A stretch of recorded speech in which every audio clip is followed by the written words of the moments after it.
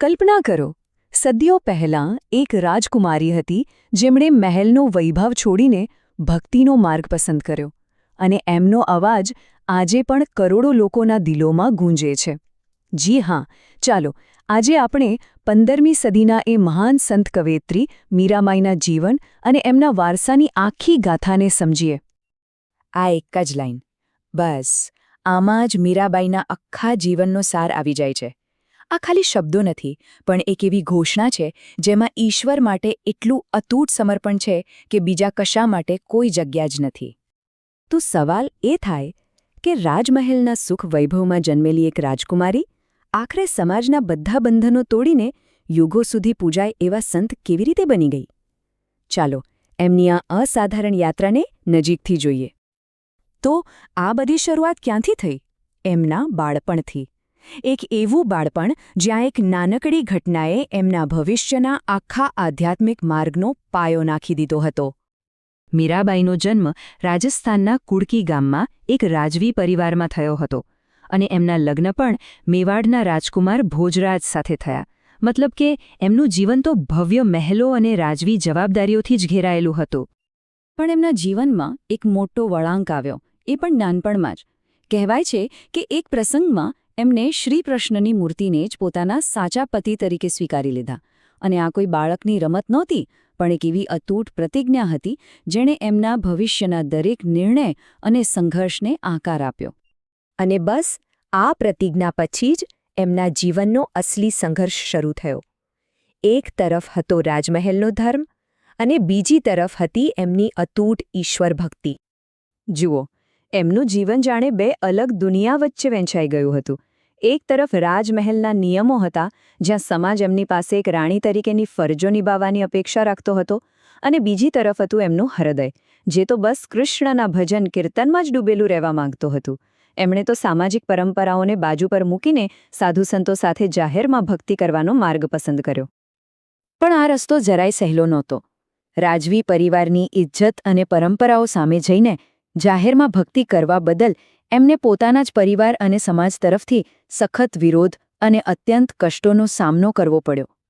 તો આટલા બધા સંઘર્ષની વચ્ચે મીરાબાઈએ પોતાની વાત કહેવા માટે, પોતાની ભક્તિ વ્યક્ત કરવા માટે શું કર્યું? એમણે કવિતાનો સહારો લીધો. એમના જે અમર ભજનો છે એ આ જ સમયમાં જ રચાયા.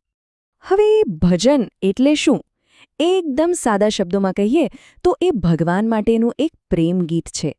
ભક્તિ અને પ્રેમની ઊંડી લાગણીઓને વ્યક્ત કરવાનું એક માધ્યમ. મીરાબાઈ માટે તો એમના ભજનો જ એમની પ્રાર્થના હતા, એમનું બધું જ હતું. મીરાબાઈના ભજનોમાં તમને ખાસ કરીને 3 ભાવનો સંગમ જોવા મળશે જ. એક, કૃષ્ણ માટેનો અતૂટ પ્રેમ. બીજું, એમનાથી વિખૂટા પડવાનો ઊંડો વિરહ.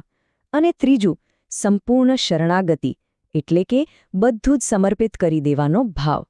આ ત્રણેયનું મિશ્રણ જ એમના પદોને આજે પણ એટલા પ્રભાવશાળી બનાવે છે. ચાલો હવે એમના જીવનની વાતથી થોડો આગળ વધીએ અને એમના વારસાને સમજીએ. આટલી સદીઓ પછી પણ મીરાબાઈ શાનું પ્રતીક ગણાય છે? મીરાબાઈનું મહત્વ ઘણું બધું છે.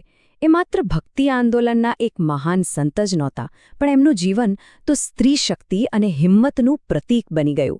અને સૌથી અગત્યનું, એમણે આધ્યાત્મિક સ્વતંત્રતાનો એક એવો માર્ગ બતાવ્યો જે વ્યક્તિ પોતાની મરજીથી પસંદ કરે છે. મીરાબાઈએ પોતાના જીવનથી જ સમાજના બનાવેલા પરંપરાગત નિયમોને સીધો પડકાર ફેંક્યો.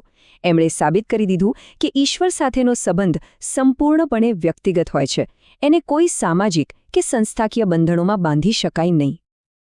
તો હવે અંતમાં એ જોઈએ કે મીરાબાઈની આ ગાથા આજના આ આધુનિક જમાનામાં પણ કેમ આટલી બધી પ્રાસંગિક છે. ભલે રાજકુમારી હતા, પણ એમની ભક્તિ એવી હતી કે એણે વર્ગ અને પદના બધા ભેદભાવ તોડી નાખ્યા. એમની સરળ ભક્તિ અને ભાવથી ભરેલી રચનાઓને કારણે એ કોઈ રાજવી નહીં, પણ લોકોના સંત બની ગયા.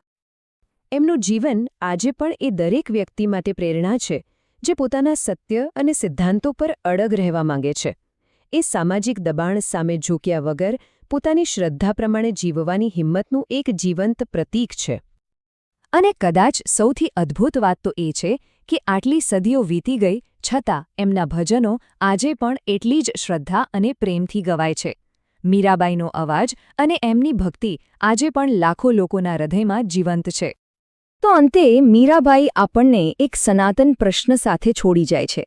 એમનું જીવન આપણને વિચારવા પર મજબૂર કરે છે કે યુગ ભલે ગમે તે હોય, સાચી, નિસ્વાર્થ ભક્તિનું અસલી સ્વરૂપ કેવું હોય છે.